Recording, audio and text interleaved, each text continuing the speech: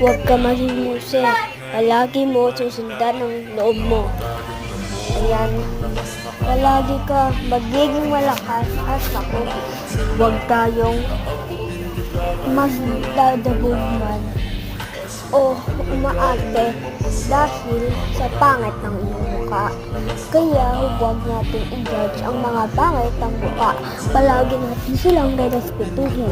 Palagi natin silang kakaibiganin. Kahit maitim man ay dapat galangin. Huwag natin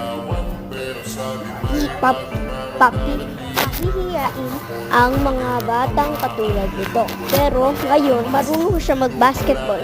Kaya palagi kayo matutong maging responsable, mabait, respeto, at mga batang katulad nyo ay dapat maging mabait. Bye!